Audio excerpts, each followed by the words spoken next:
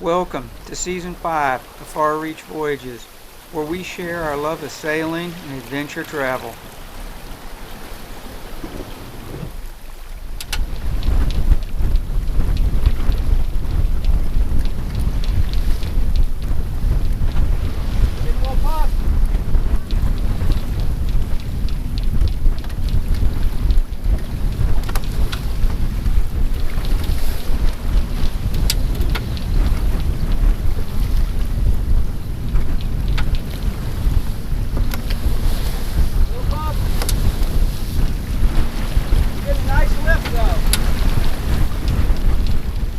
This episode takes place over a couple of months when Gayle joined me on board the Far Reach in the Virgin Islands.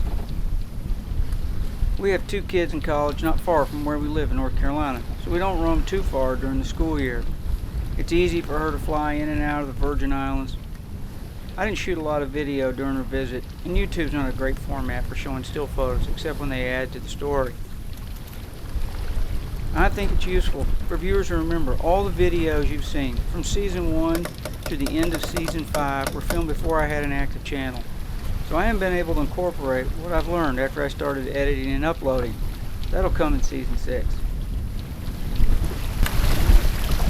Also, starting with Season 6, I'll add an additional GoPro with a helpful horizon lock. I'll also incorporate limited use of drone video for some better footage of the Far Reach under sail. I think you'll enjoy the improvements.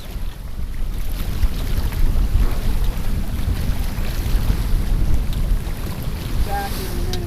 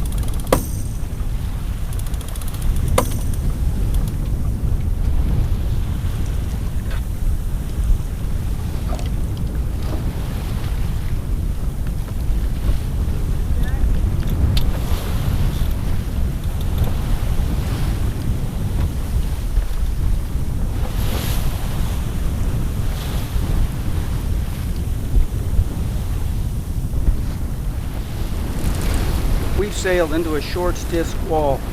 Notice I've tucked a second reef into the mainsail to reduce heel and keep the helm balanced.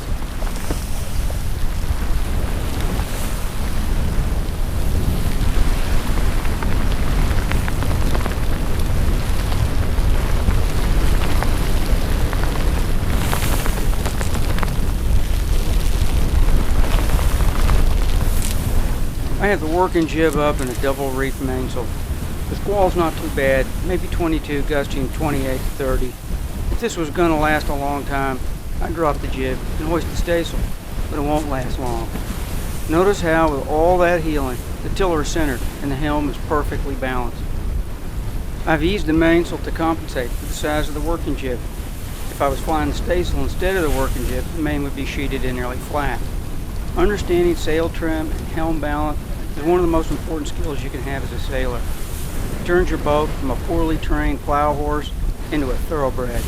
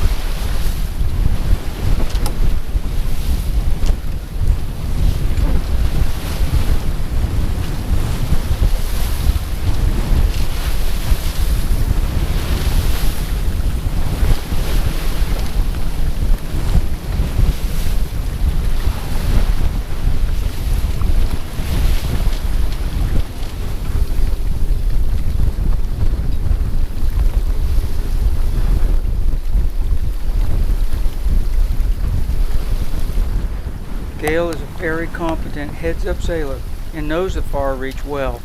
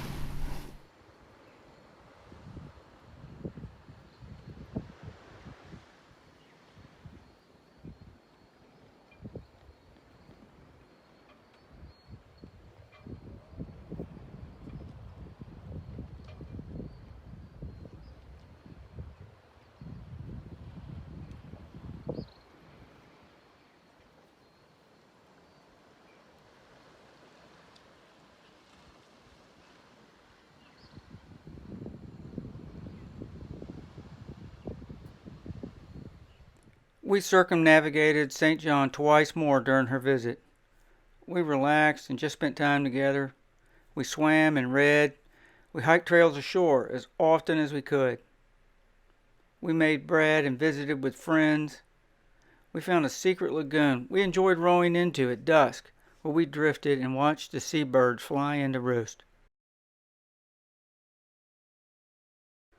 All too soon, it was time for her to fly home and prepare for the kids' return from college. Yes, that's her aircraft taking off from St. Thomas and flying over the far reach. The boat suddenly got very quiet, but there was still plenty to do to keep me busy.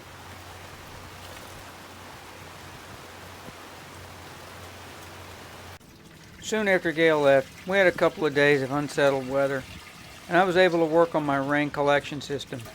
I have no desire for a water maker. It's amazing how much water you can collect once you get your system worked out. There's still room for improvement, but it's getting better all the time. In April, I installed a dedicated GPS antenna for the Vesper Watchmate 850 AIS. Because it's positioned under the bridge deck, the internal antenna would sometimes lose signal. When it lost signal offshore, it would wake me up from a dead sleep with a shrieking alarm. I want to put an end to that nonsense. I continued to swim almost every day. The water got cloudy for a while, but there was still plenty to see. I spent some time free diving around a couple of wrecked tugs near our mooring.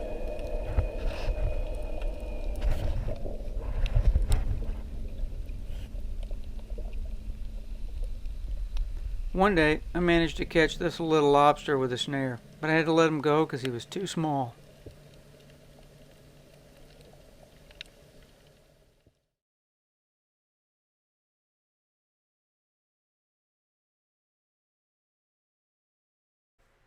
There's nothing like nighttime in the tropics.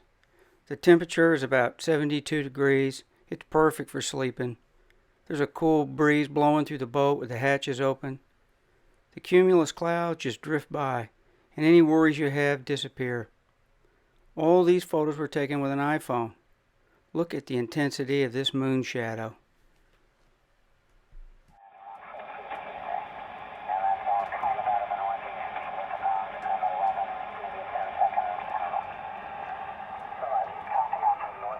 By late April, I began to listen to Chris Parker's weather forecast every morning in preparation for the voyage home.